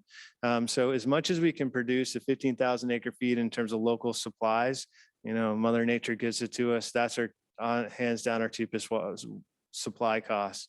The second thing we do is we buy raw water. And so it's $700, $800 an acre foot versus $1,100 an acre foot. And so, the capital cost is the expensive part. But the incremental power cost, chemicals, pumping, that's much smaller. And so that's why we just put the appropriation in for the $14.5 million to take care of the upfront capital cost in order to make those economics work. And so we're looking at it on both components. And then the other half of our water is just straight treated water from Met. Big difference of benefit to the Santa Rosa division if you subtract 12,000 acre feet of Right. subtract that from the native groundwater number, huge difference. Right. Total number. Yeah, we're looking at the total numbers. If I may, it's for those that aren't privy to it. So you just moved here. So back in the 80s, there was and basically the Rancho side has groundwater. And so that legal judgment court case said we need to maintain those supplies, that groundwater right within the Rancho area where there's hillside. We don't have a lot of groundwater on the Santa Rosa side. And that's the delta between those two sides. But we do get, as we expand our new system, as we put raw water into the ground, that really is a benefit to Santa Rosa as well. And so that's why we're going to continue to try to get money to invest in that. Sorry, you had a question. I seem to remember there being a stabilization fund in the past. Where is that? Yeah. So we do have a rate stabilization fund, and I should clarify what that is. So when it sounds rate stabilization, bad times, pull out and use it. It's really just a reserve for our operating reserve. So we have operating reserves and we have capital reserves. In capital reserves, we have a lot of capital reserves, and that's available to pay for the capital program. We are pulling, as part of this year's budget, proposed budget, we're still working through it with the board. We would be using part of our operating reserves in order to pay for ongoing operating costs. We're trying to be as prudent as possible. And so, again, I need to be, I jokingly say, the adults in the room and not come with too much of an ask, even though our costs are going up. But in the grand scheme of things, we are dipping a little bit into it. And because the district has been so fiscally prudent over time, some agencies, it's crisis year over year. I need to react. This is what I can afford this year. Rancho, because of the leadership of the board and staff, we can ride the wave a little bit and pull and push, so to speak. And that's exactly what we're going to be doing. Hopefully that helps. Any other questions? And if not, I'll talk just a little bit about one thing you might be very curious about is the executive order and what that means for our rates, because it's not just the unit costs, it's which unit costs are you going to be subject to. And so stage 3B. So we did talk, Brandon did say in November, there was an emergency order that came out and kind of went out when it immediately rained, and it made it a hard message. No, please conserve. But all jokes aside, thank you to the community for what you've done and continue to conserve. But when does it go into effect, Jason? Give me. Mid-March. And so basically, if you're residential, commercial, your tier 3 was cutting by 50%. So let me go back really quick. Tier 1 and tier 2 are what we refer to as the water budget allocation. We have an allocation, everyone has an allocation, how much water we think would be required. And then once you go beyond it, it's inefficient usage. And so that next tier up is the amount of water that was given at that next unit cost was reduced by 50%. When we get into now, where are we going? So the executive order, 20% reduction, really what that's going to drive us based on our urban water plan is to go into stage 3C. So there is, once you're beyond your allotment, you're into the highest tier rate. And so it's a lot, and that face is absolutely accurate. But, and so we were looking at the data, we are always looking at the data with our growers. Very few actually get into that top tier. So even get into beyond the efficient usage. And so it's, I think 10% of the accounts, but in terms of 1% of the total water, 2.5%.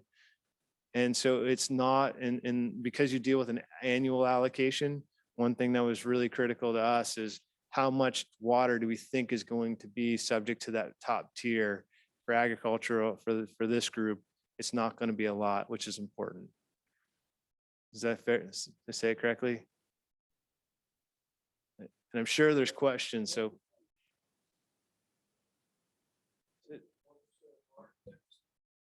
2.5% of the water, but then it may not be a full 10%, but the most important thing is 2.5% of the total water consumed gets beyond the efficient usage. And so that's really the key takeaway. It's a very, very small percentage. And so you do have, because of allocations for agricultural users, you know you have a year to use that water. It gives you a good opportunity to look in advance to stay within that efficient tier. And so we don't expect that it's many folks on the agricultural side would be paying that top tier cost for water. Just to check, what we did was we looked at the usage for last year, and we put restrictions in place like they were 3B restrictions, and what would that have looked like last year? And when we did that, 11% of the ag customers would have gone into some level of tier 2 or 3, but of that, only 2.5% of those of the whole total usage went into those tiers. So 11% of the customers, but a very small percentage of the overall water use. And that just means that ag customers are managing their water very well. They're not using a lot in those inefficient tiers. Yeah, when we start to see the first customers go, it's usually October, November. It's not till the very end of the year.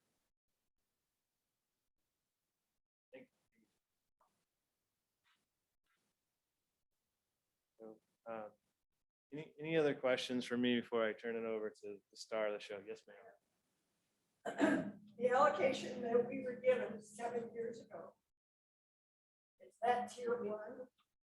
Well, the net or your personal allocation? Your personal allocation. Yes. So the allocation that you receive, that you have for your account, right there. And that is your. So this is per month.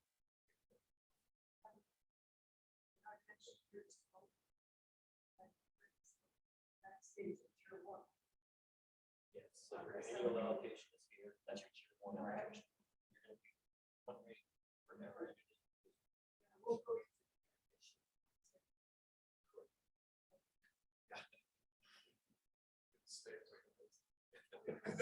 Come on up. Oh, yeah. I brought this. You can hold that. Okay.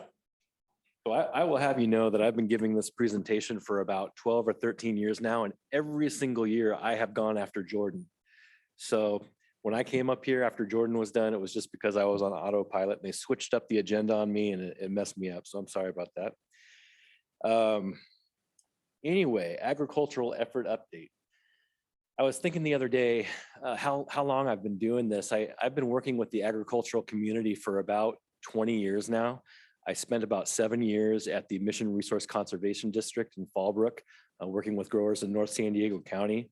And then I came over here to the Rancho California Water District, and I've been here for about 13 years, working with you all in Southern Riverside County, Temecula, Duluth, et cetera. And one of my main jobs, one of my many main jobs has been to help you guys figure out how to use water as efficiently as possible. As we just said, you all have a water allocation here, and most of you are very good at staying within the allocation. But even though you do stay within the allocation, even though you're not paying that tier 2 rate, it still behooves you to use as little water as possible, because it's probably the biggest line item on your expense sheet. You need to reduce your expenses, reduce the amount of water you're using if you expect to stay in business. And that's what we want you to do. We want you to stay in business. We realize how important the agricultural community is to Temecula, and we'd like you to stick around. So we do a lot of things in cooperation with you all. We've got a lot of programs that we've implemented over the years, and I'm going to go over 3 of them. And this is by no means an exhaustive list, but there's just a few that most of you probably already know about. I'm preaching to the choir here, but there's a few new faces here and you might not know about these things. So hopefully you learn something. And the first thing I want to talk about is the Agricultural Irrigation Efficiency Program. This is a program we have in place where we can help you pay for irrigation system upgrades. We've had this program in place for probably 10 years now. And what it is, this is how it works. You go on our website, you fill out an application. We set you up with a representative from the local resource conservation district, Team RCD, and they have someone come out to your property and measure the efficiency of your irrigation system. What they'll do, they'll ask you to turn on your system, and they'll walk from sprinkler to sprinkler throughout your field and test the pressure and flow throughout, come up with an irrigation system efficiency percentage, and make recommendations on how you can improve things. They'll come up with a list of things that you need. Most of the time, when I look at these things, it's pressure regulators, it's sprinklers, it's pipes, those kinds of things. They give us that list, we cost it out, and we can help you pay for half of the equipment costs for improving your system. The program's been very successful over the years. Most systems are operating at about 63% when we go out there. If that number doesn't mean anything to you, I'll just tell you that's not good. 63% is pretty low. After they make the retrofits, it gets bumped up to about 85, 87%. So successful program. We've got a lot of participation this year in the program, and I wish Greg Pennyroyal was here because I think he's responsible for all of it. All these applications that have been coming into us have his name on it, so I think he might be out there advertising for us on our behalf, which is a good thing. But for you guys, the budget is limited. So if you want to participate in the program, you better get an application in because I think Greg's taking all the money.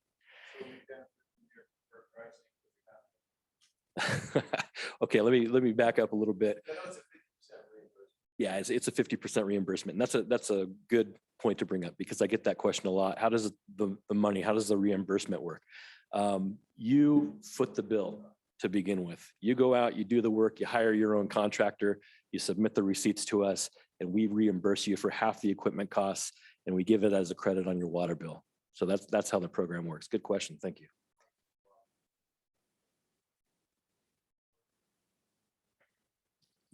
That's correct. And I'm going to talk about that in a minute. Yeah. So that's the Ag Irrigation Efficiency Program. So once you have your system in place, once you have your irrigation system operating efficiently, the next step is to schedule your irrigations. You need to know, and we all know this, we need to know when to irrigate and for how long to irrigate. And I'm looking at everybody in here, and I think you all have a pretty good idea. I'm looking at Chuck and Scott and Ryan, Cole. All of you guys I know how to schedule your irrigations. But for those of you who might not be familiar with it, there's CIMIS, the weather data. How do you schedule your irrigations using the weather data that's available through the state of California? If you are not familiar with that concept, get one of these from me. It's an old book put together by the Mission Resource Conservation District. It's called Estimating Water Use, Orchard Water Use Using CIMIS. If you're not familiar, read this. It's easy, gives you step-by-step information on how to schedule the irrigation system, schedule your irrigations using weather. Once you've got this down, what you want to do is you want to start using our My Water Tracker tool. Show of hands, how many people use My Water Tracker? I know all you guys, I know you use it. Okay, well, My Water Tracker is a one-of-a-kind tool. I don't know of any other agricultural water district who has this tool available for their agricultural customers. What it is we've got an automated metering infrastructure. And what that means is all of the water meters have antennas attached to them. They report data to a fixed network, and we take that data and make it available to our customers to view, to look at. So you can see your hourly water usage data is what that means if you go online, if you go on your account. And the way that you can use this to benefit you is to make sure that you're watering the way you think you're watering. A lot of us, we rely on technology. We rely on other people to do our irrigating for us. And we think we're irrigating one way, but we don't honestly know if that's what's happening. And this is a way to verify it. I'll give you an example. If you're relying on a person to turn your valves on at 6 o'clock in the morning and they're supposed to turn them off at 6 o'clock at night, well, you can go onto My Water Tracker and make sure they're doing that. And you might find that they're not, and you might find that you need to make an adjustment. Maybe you've got an irrigation controller that you think is coming on at a certain time and going off at a certain time. You can use My Water Tracker to verify that it's doing the right thing. Another thing that My Water Tracker is very useful for is detecting leaks. We have an area in My Water Tracker where you can go in and set customized thresholds so that you can detect leaks. I'll give you an example. If, let's say you have an irrigation block of 100 avocado trees and you know that your sprinklers are each operating at 9 gallons per hour, you can do the math and say, okay, when I've got this block on, I should have, I'm making these numbers up, but I should have 15 gallons per minute using or moving through my meter. You can go onto this tool and set a threshold of 15 gallons per minute. And if that gets exceeded, you have a text sent to you, you have an email sent to you, and then you walk out into your field and what are you going to find? You're going to find a leak that you're going to fix. So that's another very important way that you can use My Water Tracker to benefit you and your water use. Last thing I want to talk about, crop swap. This gentleman right here was kind enough to bring that up a little earlier. Crop swap has been a very popular program since about 2016. It's a $4 million program. $3 million came from the Department of Water Resources and from the U.S. Bureau of Reclamation. We still have money left in that program.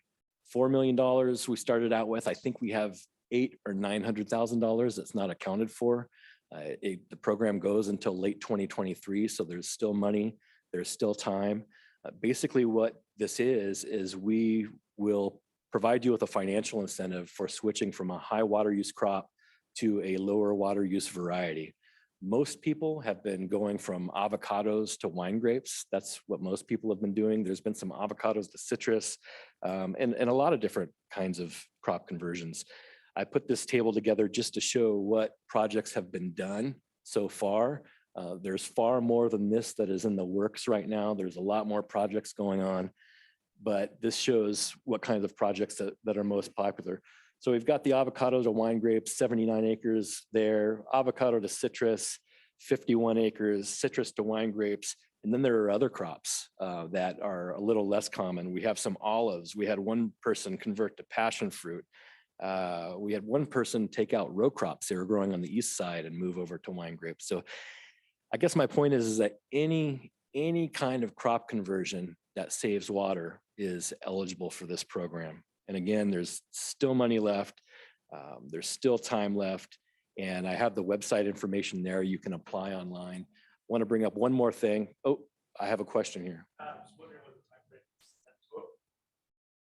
The time frame for the program. Yeah, over the whole course of the program, these are the completed projects, the ones that have been completed. There's probably another 100 acres that are in process right now that have not been completed and are not included on this list. Yeah, but there's quite a few projects that are in progress. Yes.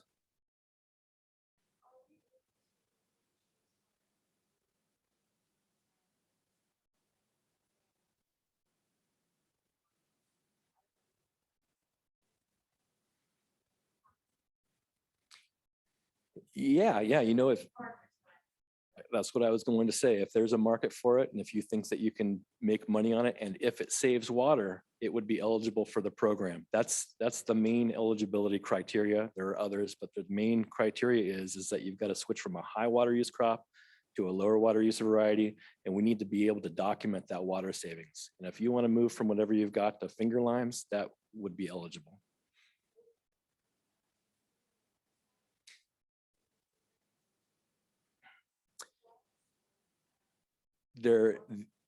So on the website, what you'll find is the program framework, all the rules of the program. You'll find a link to the application that you can fill out and submit to us. There is not a list of approved crops. We kind of left it open-ended because we wanted to encourage switching from any high water use crop to any lower water use variety. We knew what we expected to see. We were going to see switches to wine grapes, switches to citrus, olives, et cetera. But again, anything that saves water would be eligible.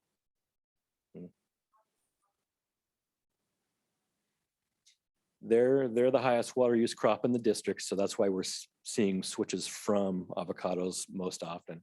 And most of the properties that are switching away from avocados, those are the ones that aren't productive. You know, there's a lot of, and you guys can correct me if I'm wrong, but there's a lot of properties out there where avocados were planted and they probably shouldn't have been. I actually had a grower call me a long time ago, and he said, I've got avocados planted on a north-facing slope in a clay soil, and it's down in a ravine and a creek, and every 5 years it freezes and I lose everything. So, you know, and it was probably Thomas rootstock or something like that. But there's a lot of planted acreage of avocados that aren't sustainable. They're not planted where they should be. They're still being watered. So let's rethink that. Let's get rid of those and switch to another crop where the grower can make money and where we're not using as much water. So that's kind of the idea. Yes, Ryan. I commend you for your efforts here. It's impressive. Good. Clearly on the avocado rootstock. Yeah. The last time we talked in person. Mhm. Effort on maybe stumping trees. Well, I think we've been trying for about 10 years to get support from funding agencies for a stumping program or a pruning program, and we have not been successful so far. Actually, what Ryan's alluding to, and I should have mentioned this earlier, is that the program will also pay you to switch from your existing rootstock to a new salt-tolerant, disease-resistant rootstock like DUSA. So if you want to do that, that's eligible as well. We tried to get stumping approved as part of this program, but the funding agencies really got hung up on it. The big hang up is it's not a replacement. You're not taking the tree out and putting something else in. And I promise I fought hard for it, but it didn't work. So we haven't given up. We'll continue to pursue that, but the answer is no. There's no incentive for that at this point. Touch on the Senate station. Essentially moving its location or upgrading the system itself. Yeah. We're still looking for a property. Our Simis station up on the hill is in an area that is not optimum. It's not, doesn't meet the state standards for a Simis station, and they're talking to us about relocating it. We need to find a better spot. So we need to we explored the golf course up there. That's really a no-go because it's just a weird situation up there where the property lines are. We looked at some private properties that didn't work out. So if any of you have any good spots where we could put a new Simis station, that would be great. I can put you in touch. We can all sit down with the guy at the state DWR and work it out.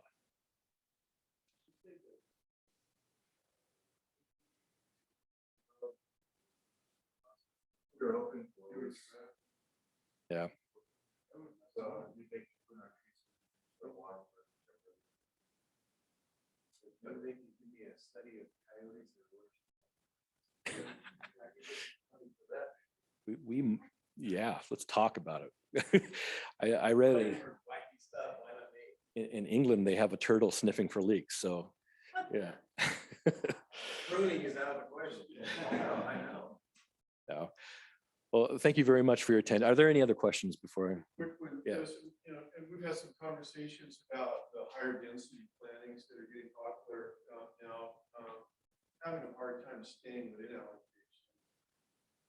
Can we revisit that our group, maybe revisit that and maybe change the basis of the allocation to more of a tree count specific allocation versus per acre?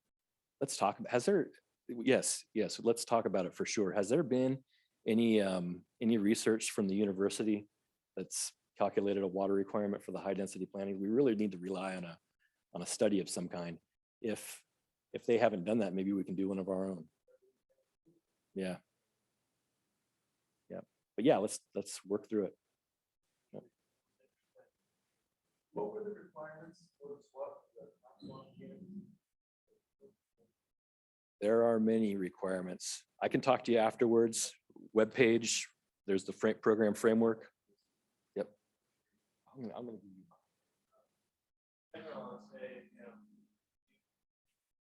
Phenomenal resource. Kyle as well.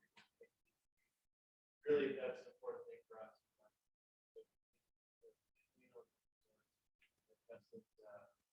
I'd like to hear more about it.